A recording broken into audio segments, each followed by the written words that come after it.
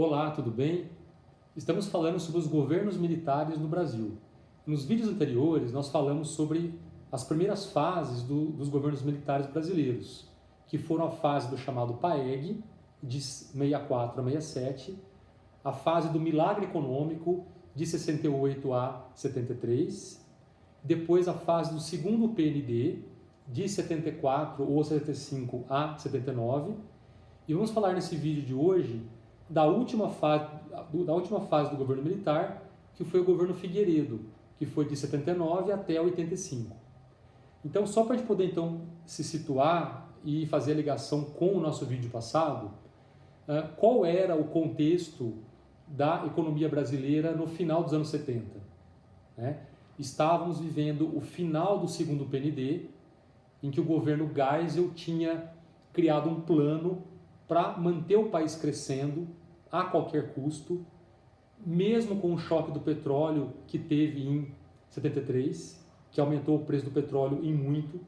Então o Brasil continuou importando petróleo, continuou se endividando fortemente e continuou também crescendo economicamente. Então isso foi o que a gente discutiu no vídeo passado. O segundo PND foi um crescimento econômico em marcha forçada, vamos dizer assim. Aquela expressão muito usada pelos economistas para se referir a esse período, dos anos 70 aí. Ok? Então, olha só. Em 79, a coisa muda um pouco de figura. Por quê? Porque acontece o segundo choque do petróleo. Então, a OPEP, que já tinha feito um choque do petróleo em 73, em 79, aumentou de novo o preço do petróleo. Aliado a isso, em 79 também, ocorreu um grande aumento das taxas de juros internacionais. A gente não vai aprofundar essa discussão aqui nesse vídeo, depois você pode pesquisar de outras maneiras, mas em 79, o governo americano aumentou fortemente os juros.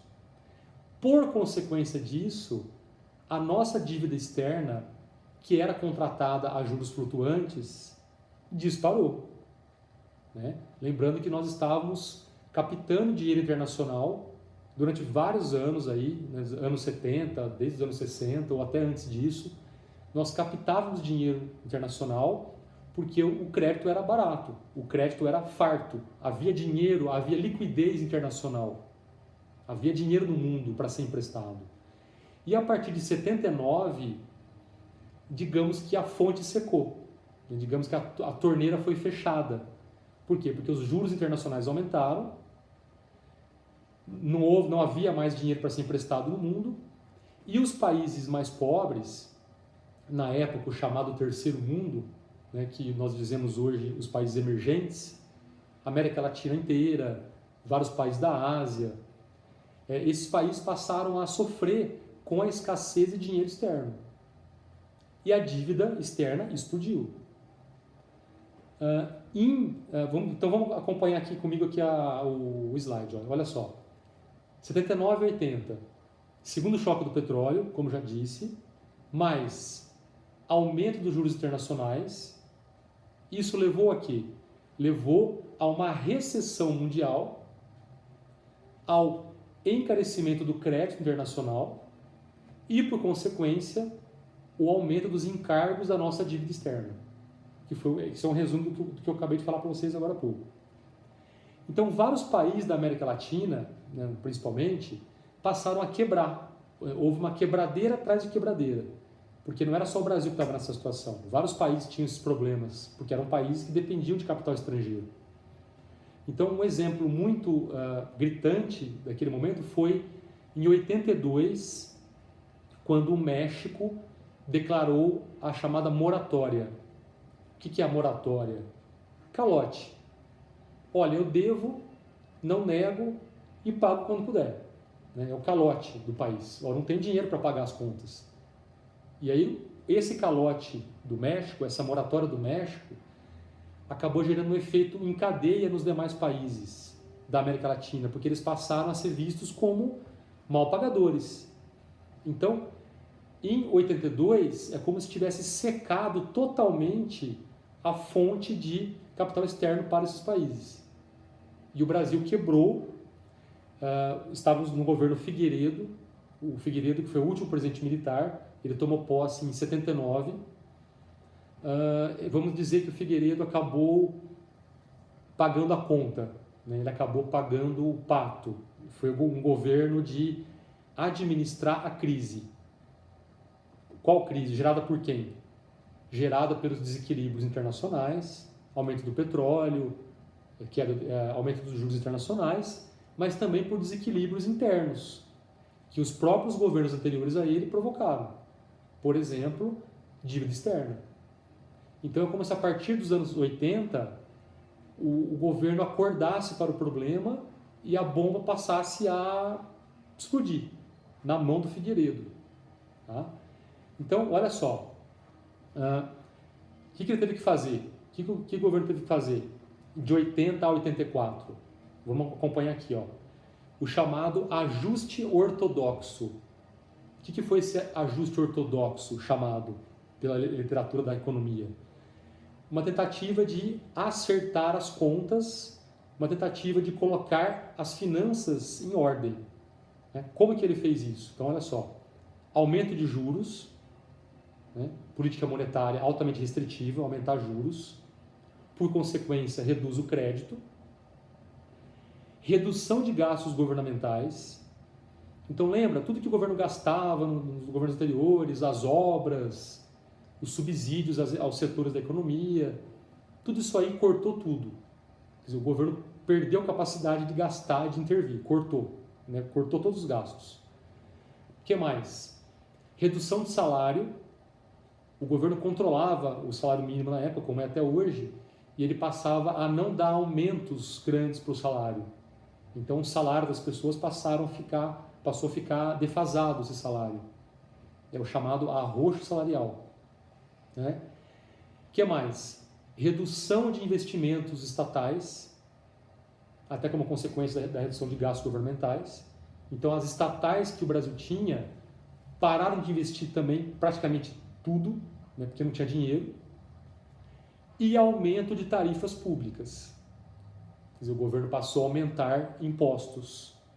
Então você percebe aí uma política monetária altamente restritiva e uma política fiscal também altamente restritiva. Tá? Isso aí, quem estudou macroeconomia sabe que isso é a receita para um ajuste econômico. Ah, mas aí o país não cresce mais. Sim, isso é óbvio. Com políticas feitas dessa maneira, o país não cresce. Mas a ideia não é fazer o país crescer. A ideia é arrumar a casa. Então foi o que o Figueiredo fez naquele período. Então todo o mandato do Figueiredo foi voltado para administrar a crise conjuntural que o Brasil vivia. Foram tempos muito difíceis naquele período. Tanto é que vários economistas chamam os anos 80 de década perdida. Ah, por que esse nome? Por causa do crescimento econômico que não houve. Né? Foi uma década de baixo crescimento econômico.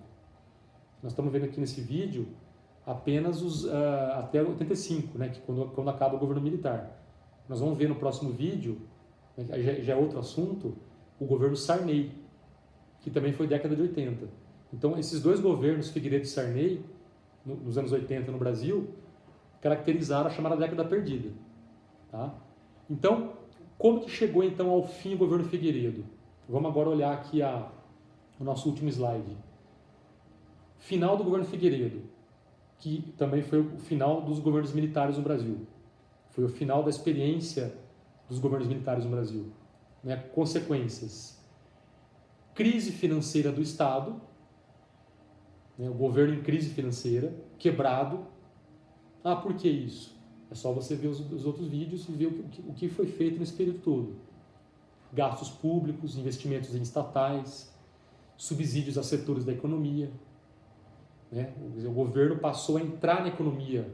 O governo tinha tentáculos em toda a economia, nos anos 60, 70.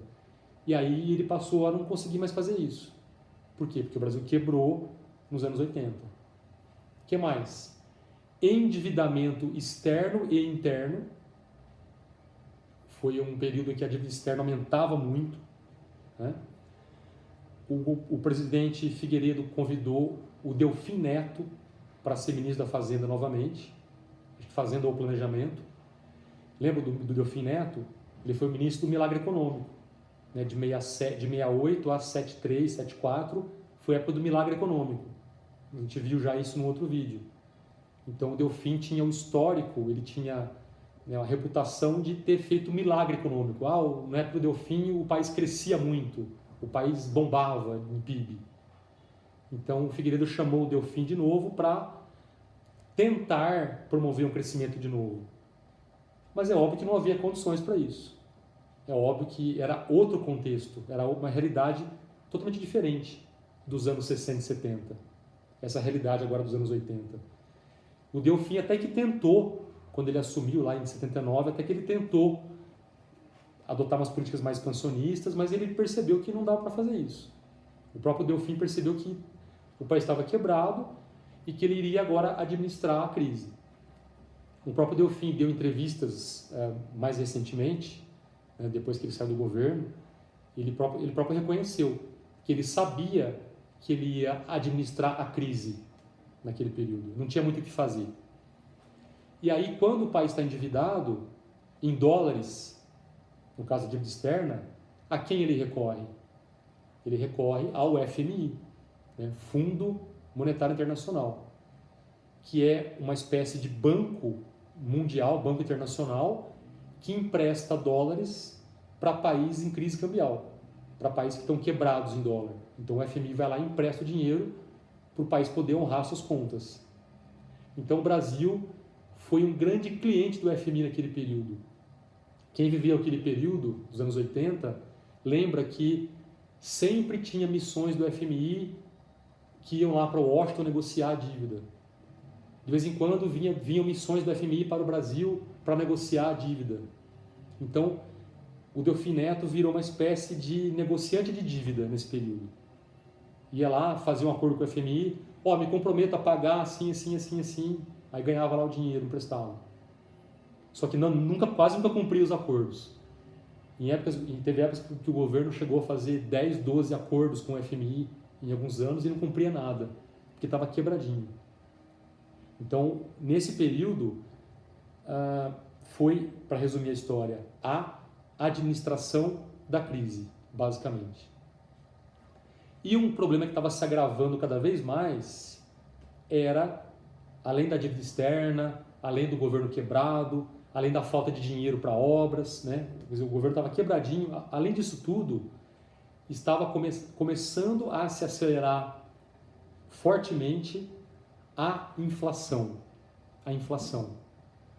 Então, a nossa inflação é histórica, não foram os militares que criaram a inflação brasileira. O próprio Juscelino Kubitschek, ao emitir moeda no seu governo, acabou gerando uma crise nos anos 60, né, de modo indireto, por ter muito dinheiro em circulação. Enfim, a nossa inflação já era historicamente alta. Mas ela começava a se agravar. Por quê? Porque havia a chamada correção monetária. Então, todos os contratos eram reajustados com base na correção monetária. Então, você tinha lá uma escola, tinha lá uma loja, tinha lá um restaurante, o que você fazia? Você aumentava seus preços com base na inflação.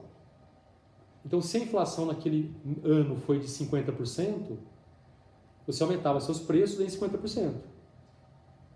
Então, a inflação naquele ano seria de novo 50%. No ano seguinte, a inflação foi 50%, então vou aumentar o preço 50%. E assim a inflação caminhava de modo autônomo. É o que nós chamamos de inflação inercial. Nós vamos ver com detalhes isso no próximo vídeo. E aí, para você ter uma ideia, em 84, que foi o último ano do Figueiredo praticamente, no poder, a inflação chegou a 223% no ano. Isso durante um ano, a inflação. Então, era um problema que estava se agravando cada vez mais.